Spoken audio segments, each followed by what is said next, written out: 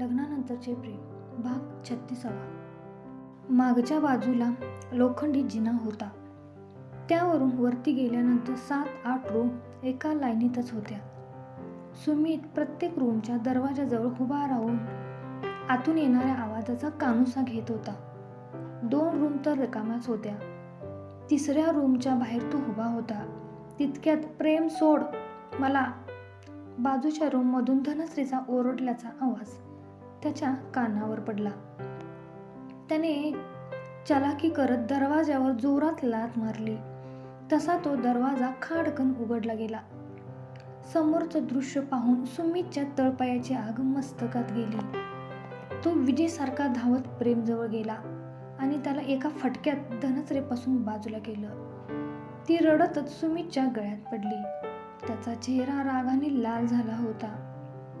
त्याला यायला थोडा जरी उशीर झाला असता तर धनश्रीच्या इज्जतीचं काय झालं असतं याचा विचार पण करवत नव्हता. "धनू, तू ठीक आहेस ना?" तो तिचा चेहरा ओंजळीत घेत म्हणाला. "हं." त्याच्या डोळ्यात पाहत तिने होकारार्थी मान डोलवली. रडून लाल झालेले डोळे आणि तिचा उतरलेला चेहरा पाहून त्याच्या डोळ्यात रागाचा ज्वालामुखी भडकला. "थांब तू, मी आता याला असा सोडणार नाही. काय समजतोय काय तू स्वतःला? तिने एकदा तुला नकार दिला होता ना?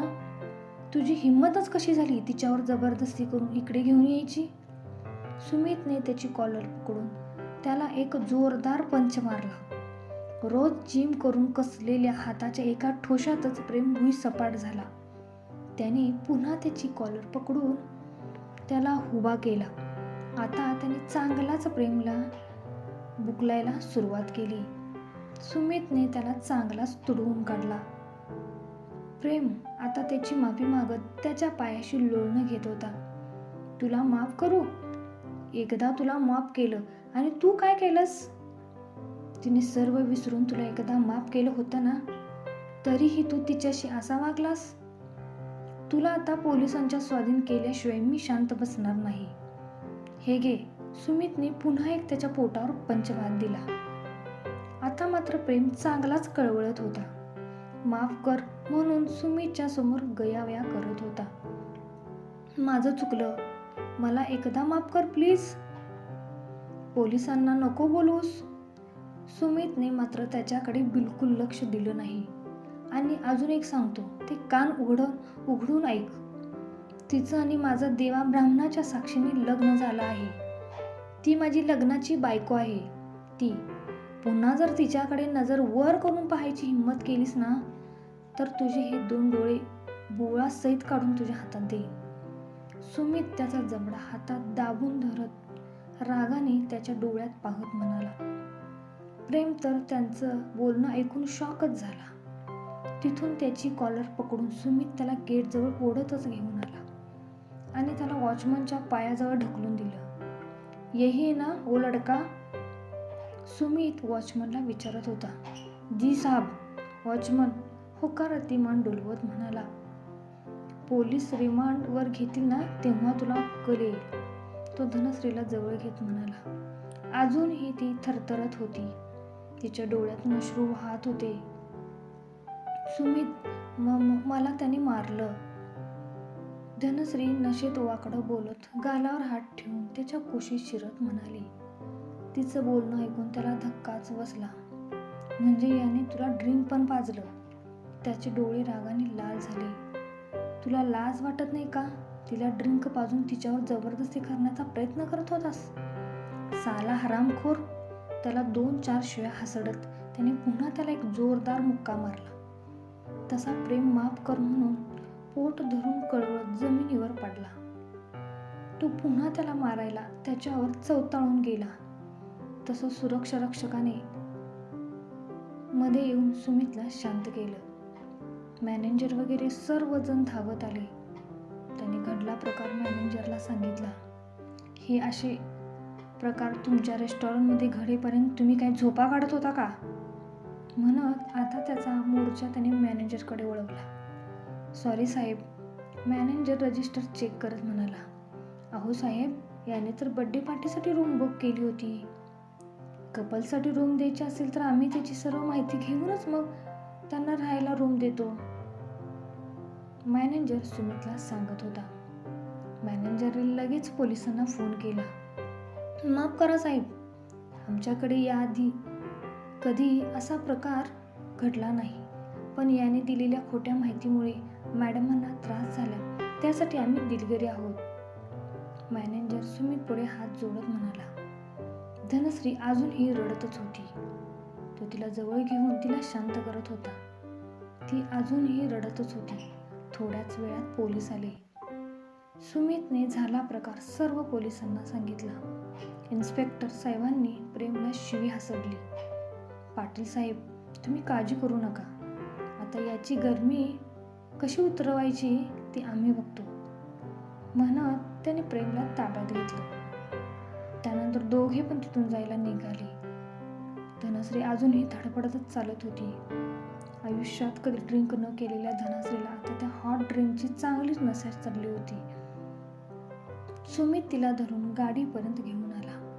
थोडा वेळ दोघे पण गाडीत शांतच बसून होते. तो तिला कुशीर घेऊन तिच्या डोक्यावरून हात फिरवत तिला शांत करत होता.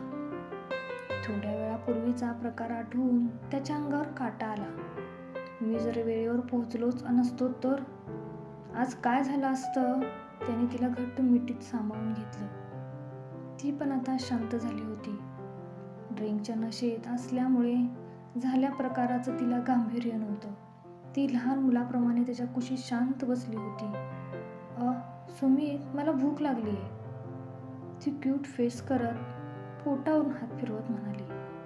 त्याला आधी तर तिच्याकडे पाहून हसू आलं.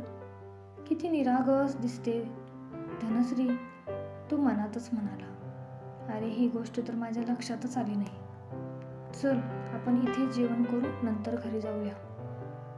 तो पण आता शांत झाला होता. त्यानंतर दोघे त्याच रेस्टॉरंटमध्ये गेले. एक रिकामं टेबल पाहून तो धनश्रीला तिकडे घेऊन गेला. बोल, तुला काय खायला आवडतं? आपण सर्व तुझ्या आवडीचं ऑर्डर करूया. सुमित मेनू कार्ड पाहत म्हणाला. मग मला तर सर्व आवडतं, पण आज तू तुझ्या आवडीचं घे, ती नशेत वाकडं बोलत म्हणाली. थोड्या वेळाने त्याने जेवण ऑर्डर केलं. तिला खूप भूक लागली होती. जेवण टेबलवर येईपर्यंत तिला दम निघत नव्हता. सुमित मात्र समोर बसून तिच्या चेहऱ्यावरची आतुरता पाहून गालातच हसत होता. तोवर त्याने आईला फोन करून यायला लेट होईल म्हणून सांगितलं. अरे सुमित, कधी येणार तो वेटर जेवण घेऊन? धनश्री तोंड बारीक करत म्हणाली. येईल एवढ्यात, जरा थांबा, तो तिचा हात हातात घेत म्हणाला. थोडा वेळ दोघे पण शांतच होते. तेवढ्यात वेटर जेवण घेऊन आला. जेवण आल्याबरोबर धनश्री लहान मुलाप्रमाणे पटापटा खाऊ लागली. काय करणार, दुपारी ते दोघे बाहेर गेले तेव्हा तर दोघे पण तहान भूक विसरून गेले होते. त्यानंतर घरी जाऊन पण ती चेंज करून लगेचच इकडे आली आणि त्यात ते ड्रिंक घेतल्यामुळे तिच्या पोटात अजूनच आग पडली होती. सुमित मात्र मित्राच्या घरी नाश्ता करून आला होता. तो आता हातावर हनुवटी टेकवून तिच्याकडे एकटक पाहत होता. तिला भूक लागली होती, त्यामुळे तिचं मात्र त्यांच्याकडे पण नव्हतं. थोड्या वेळात जेवण करून दोघी पण बाहेर आले. आता तिच्या पोटात भर गेल्यामुळे ती चांगलीच तरतरीत झाली होती. डोक्यात ड्रिंकची नशा होतीच. सुमित, थांब ना जरा, ती त्याचा हात खेचत म्हणाली. आता आणि काय, घरी जायचं नाही का आपल्याला, का इथेच राहायचं आहे? जाऊया ना, पण त्याआधी मला तुझ्याशी बोलायचं आहे. धनू, आपल्याला किती उशीर झालाय पाहिलंस का? आपण घरी गेल्यानंतर रात्रभर बोलत बसूया. नाही, मला आत्ताच बोलायचं आहे, तुझ्याशी. धनश्री शब्दावर जोर देत लहान मुलाप्रमाणे एका जागेवर हट्ट करत उभी राहून म्हणाली.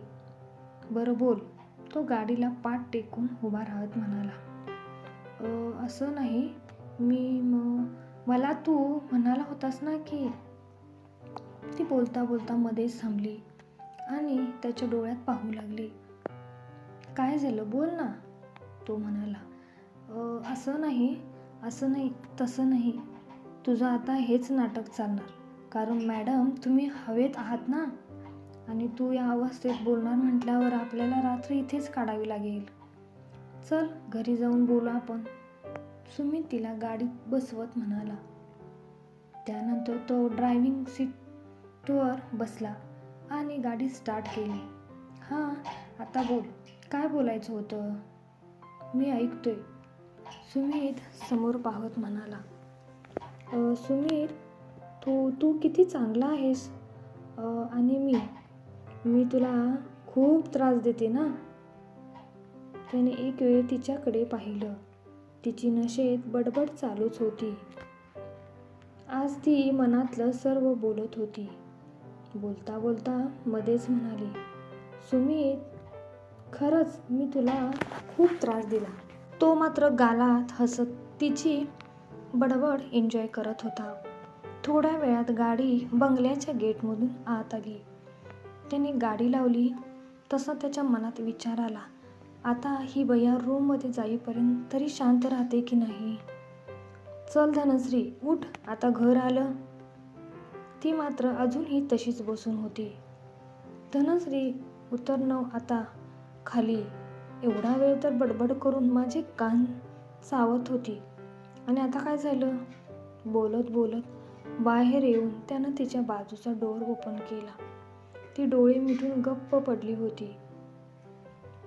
त्याला वाटलं तिची झोप लागली. बरं झालं ही झोपली आता. हिला असंच उचलून घेऊन रूममध्ये जाता येईल, म्हणजे कसला आवाज होण्याचा विषयच नाही, आणि कोणाला काही समजणार पण नाही. विचार करत त्यानं तिच्या मानेखाली हात घालून तिला उचलायला पुढे होणार तशी ती कसं फसवलं म्हणत मोठमोठ्याने हसत टाळ्या वाजवायला लागली. अगं माझी आई, हळूहळू, घरातले उडतील, आणि तुला जर या अवस्थेत पाहिलं तर तुझ्या आधी माझी शाळा घेतील. सुमित इकडे तिकडे पाहून घाबरत म्हणाला. मग मला तू उचलून घे, ती आता हट्ट करत म्हणाली. मग मी तेच करत होतो ना, चल म्हणत त्याने अलगद तिला आपल्या हातावर उचलून घेतलं. तिला आता मजा वाटत होती. ती हळू आवाजात त्याच्याकडे पाहून हसत होती. मॅडम नशेत आहेत म्हणून सर्व सुचतंय, अजून काय काय आज करायला सांगते कोण जाणे. सुमित मनातच तिच्या हसऱ्या चेहऱ्याकडे पाहून म्हणाला. तेवढ्यात ती टुनकन उडी मारून खाली उतरली आणि पोर्चमध्ये झोपाळा होता त्यावर जाऊन बसली. अगं बाई, हळूहळू, अरे देवा, आता ही दंगा करते की काय. सुमित डोक्याला हात लावून तिच्याकडे बघत होता. तोवर ती पुन्हा त्याच्या जवळ येत त्याला म्हणाली, सुमित, मला झोका दे ना. हा चल, मी तुला झोका देतो, पण अजिबात आवाज करायचा नाही. हो, बरं बरं, ती अगदीच हळू आवाजात त्याच्या कानाजवळ जात म्हणाली. तो गालातच हसत, आज काय हौस करून घ्यायची तेवढी घे, तोंडातल्या तोंडात पुटपुटत म्हणाला. काय? ती त्याच्यावर नजर रोखत म्हणाली. काही नाही, चल तुला मी झोका देतो म्हणत तो तिला झोपाळ्याजवळ घेऊन गेला. ती झोपाळ्यावर बसली होती आणि तो तिला झोका देत होता. 4-5 झोके घेऊन झाल्यावर ती अचानक त्याला म्हणाली, सुमित, झोका थांबव. तो पण लगेच थांबला. सुमित, मला तुझ्याशी बोलायचं होतं, ती शब्दावर जोर देत म्हणाली. हा बोल ना, तो म्हणाला. तू पण इथे बस ना माझ्या बाजूला. ती त्याचा हात पकडून त्याला खेचत म्हणाली. बरं बाई, बसतो म्हणत आता तो पण तिच्या बाजूला बसला. तिने पाय हलवायला तसा झोपाळा हलला. पुन्हा ती काय बोलायचं आहे ते विसरून हळूहळू झोके घेऊ लागली. सुमित, आपल्या दोघांचा झोपाळ्यावर बसलेला तुझ्या मोबाईलमध्ये फोटो काढ ना. बरं म्हणत सुमितने दोघांचा एक फोटो घेतला. दे, आता मी या बाजूने घेते. ती त्याच्या हातातून फोन घेत म्हणाली. धनश्री नशेत निव्वळ वेडापणा करत होती, पण सुमितला तिचा हा वेडेपणा खूप आवडत होता. तो पण ती म्हणेल तसं वागत होता. कारण तिचं हे निरागस रूप पुन्हा कधी पाहायला मिळेल की नाही माहीत नव्हतं. हां, घेतलास का फोटो? तो तिच्याकडे पाहत म्हणाला. हां सुमित, मला तुझ्याशी बोलायचं आहे. ती पुन्हा मध्येच आठवत म्हणाली. बोल, मी ऐकतोय. तो तिच्याकडे पाहत म्हणाला. सुमित, सॉरी मी तुला आतापर्यंत खूप छळलं ना? ती स्वतःचे कान पकडून त्याच्याकडे पाहत म्हणाली. तिचा तो क्यूट फेस पाहून तो तिच्याकडे पाहतच राहिला. आणि एक तू मला म्हणाला होतास ना की तू उत्तर दिलं नाही. ती त्याच्याजवळ जात म्हणाली. आता त्याला समजले की हिला मगापासून काय बोलायचं होतं. हो ग, तू तर मला मगाशी काहीच उत्तर दिलं नाहीस. तो पण आठवत म्हणाला. हो तेच तर, तुला उत्तर हवं होतं आहे ना? सुमित, माझं पण तुझ्यावर खूप प्रेम आहे. मला ना तू खूप म्हणजे खूप आवडतोस. लव यू, खूप खूप लव यू सुमित. ती उठून उभी राहून त्याच्या गालावर किस करत म्हणाली. तसा तिच्या मऊ गुलाबी ओठांच्या स्पर्शाने त्याला विजेचा झटका बसला. त्याच्या हृदयाची धडधड वाढली. तिचा तो गंधाळलेला श्वास त्याच्या श्वासात मिसळत होता. तिला भान नसलं तरी तो भानावर होता. त्याला आता स्वतःला सावरून खूपच अवघड जात होतं. तो सावरतोय तोवर तिने लगेच त्याच्या दुसऱ्या गालावर आपल्या ओठांचा ठसा उमटवला. आणि क्षणातच त्याचा चेहरा पाहून ती हसायला लागली. कारण तिच्या ओठाचे ठसे त्याच्या दोन्ही गालावर उमटले होते. ते पाहून ती हसत होती. तिचं ते नशील हसू त्याला अजूनच बेधुंद करत होतं. त्याच्याही नकळत त्याने तिला जवळ खेचलं. तिच्या ओठावर ओठ टेकवणार एवढ्यात ती त्याच्याकडे पाहून मोठमोठ्याने हसायला लागली. अगं हळू म्हणत त्याने तिला शांत केलं. पण ही अशी माझ्याकडे पाहून का बरं हसते? तो स्वतःला सावरत उठून बाजूला जात तो चेहऱ्यावर प्रश्नचिन्ह आणत काय झालं म्हणून तिला विचारत होता. ती पुन्हा त्याच्याजवळ गेली आणि तिने त्याच्या कपाळावर किस केलं आणि पुन्हा त्याच्याकडे पाहून हसू लागली. ती आता त्याच्या पूर्ण चेहऱ्यावर किस करत होती आणि त्याच्या चेहऱ्याकडे पाहून हसत होती. पण त्याला मात्र आता स्वतःला सावरणं कठीण होऊन बसलं होतं.